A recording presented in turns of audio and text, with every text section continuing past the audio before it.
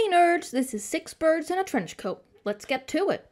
I want to see how many of the habitat animals would actually fit in the new large exhibit.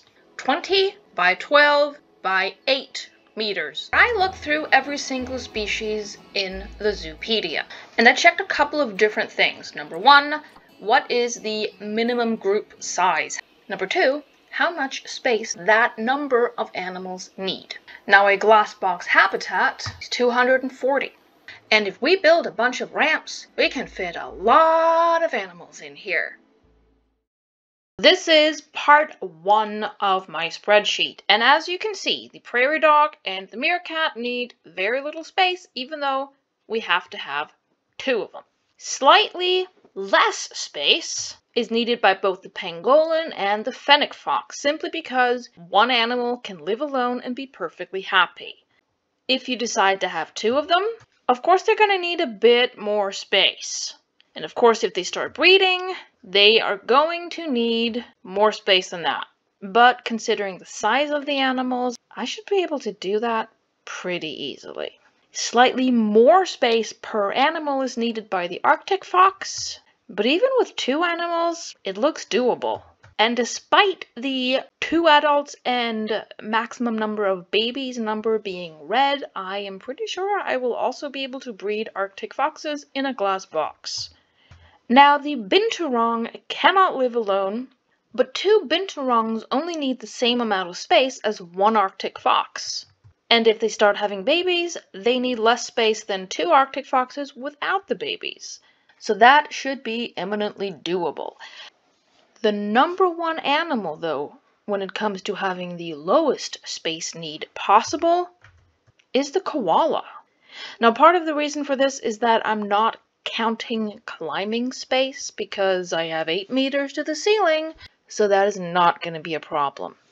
Of course, 2 koalas need almost as much space per individual as 1.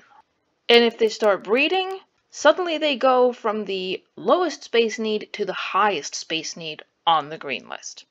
Moving on to the animals, starting out in the yellow category, which means that the minimum number of animals need more than 200 square meters, but still less than 240, which, may I remind you, is the number of square meters that the ground floor, so to speak, of the glass box has.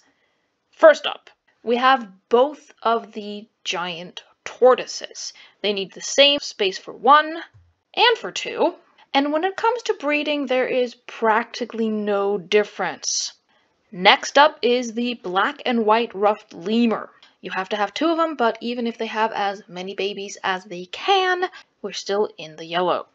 Then we have the red ruffed lemur and the ring-tailed lemur, and they need at least 3 adults, which is why we have the column called X.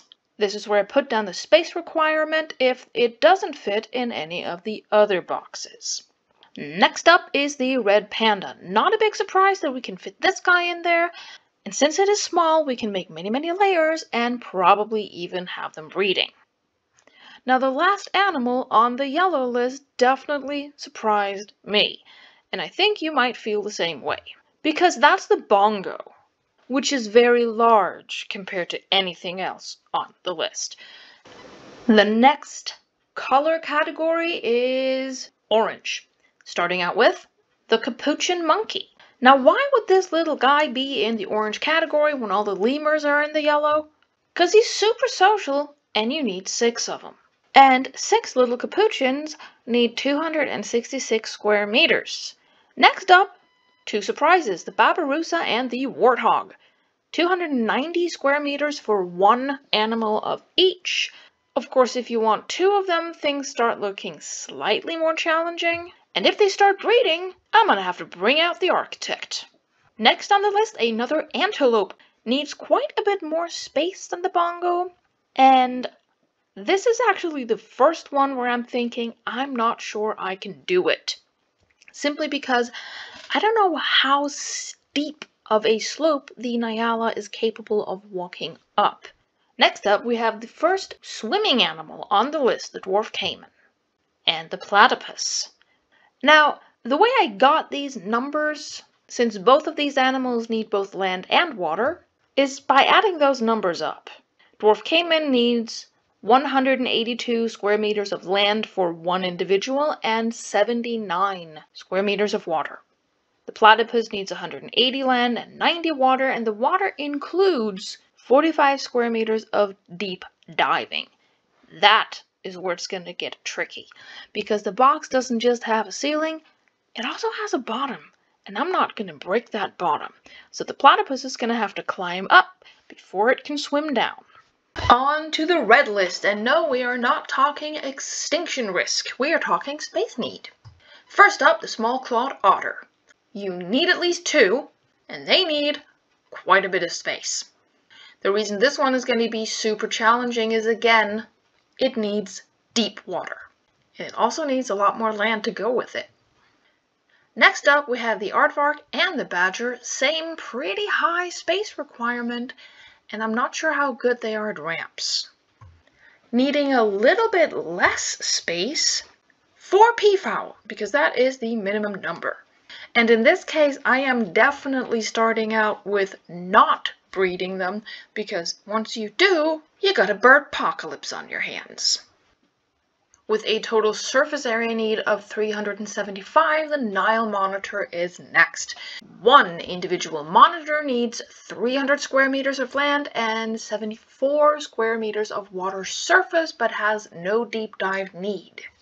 Lower space need, but a significant amount of climbing on top of that not included in the number, is the macaque, and you have to have at least 8. And getting us almost to 400 square meters, the kangaroo. Not sure I'll be able to stack enough layers in there to create 390 square meters and also have the kangaroos fit between the layers. Siamang, same number of animals, almost the same space need, and they're going to need climbing on top of that.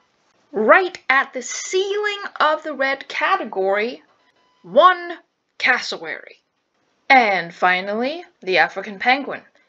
Gotta have 6 of them. Gotta have deep water, including the largest water surface area on the list at 145 square meters. Now you might think that that is it.